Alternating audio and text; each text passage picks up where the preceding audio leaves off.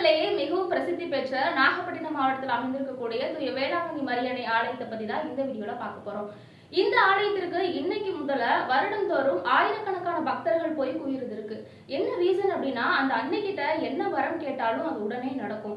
அப்படி 16ஆம் நூற்றாண்டுல நடந்த 3 வியக்கத்தக்க புதுமைகளை பத்தி தான் இந்த வீடியோல பார்க்க போறோம். ஒன்று, இடைய சிறுவனுக்கு அன்னை காட்சி கொடுத்திருக்காங்க. பண்ணையார் வீட்டிற்கு ஒரு சிறுவன் பால் எடுத்துட்டு போயிருக்கான். அவன் பால் எடுத்துட்டு போயிட்டு இருக்க வழியில வேளாங்கண்ணி அப்படின்ற குளத்திற்கு பக்கத்துல அன்னை காட்சி கொடுத்திருக்காங்க.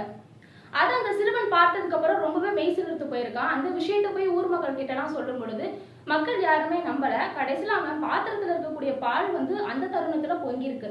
அப்பதான் முதல் முறையா அன்னை காட்சி கொடுத்திருக்காங்க. அந்த இடத்துல இந்த ஊர் பொதுமக்கள் எல்லாமே அன்னையை பார்த்து ரொம்பவே வியந்து போய் மண்டியிட்டு அவங்களோட வேண்டுதல் சொல்லியிருக்காங்க. இரண்டாவதாக, தயிர் விற்ற முடவனுக்கு கால் நலமடைகிறது. 16ஆம் நூற்றாண்டுல மறுபடியுமே அன்னை காட்சி கொடுத்திருக்காங்க. நடுத்திட்டு அப்படின்ற இடத்துல 1231ஆம் ஆண்டு செப்டம்பர் 8ஆம் தேதி அப்போ நடுத்திட்டு அப்படின்ற இடத்துல ஒரு கால் ஊனமுற்ற ஒருவர் மோர் வித்துட்டு இருந்திருக்காரு.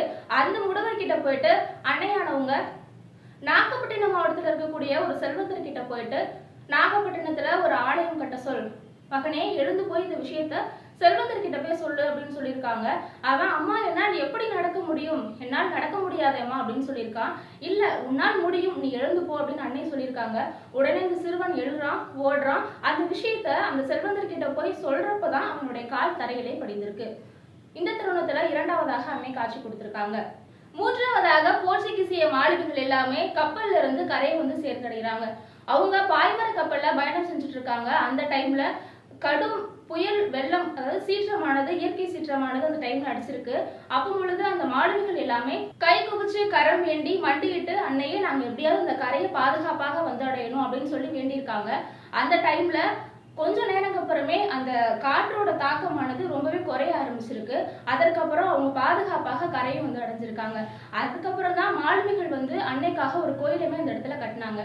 இந்த மாதிரி 16ஆம் நூற்றாண்டுல ஏகப்பட்ட புதுமைகள் நடந்திருக்கு. அந்த கோயில்ல அன்னையானவங்க புதுப்பிச்சு காமிச்சிருக்காங்க. அதனாலதான் இந்நாள் வரைக்கும் வேளாங்கண்ணி அப்படின்னு சொன்னாலே, நாகப்பட்டினம் அப்படின்னு சொன்னாலே வேளாங்கண்ணி மாதா சர்ச் எல்லாத்துக்கும் ஞாபகத்துல வரும். அது உண்மைதான். அப்படி அவங்க வேண்டிக்கிட்ட பிரார்த்தனைகள் எல்லாமே உண்மையாவே நடக்குது அப்படின்றதுதான் அந்த அன்னையோட ஒரு பிரத்யேகமே. இந்த மாதிரி ஆன்மீக தகவல்களை தெரிஞ்சுக்கணும் அப்படின்னா அறம் ஆன்மீக செய்தியை சப்ஸ்கிரைப் பண்ணுங்க.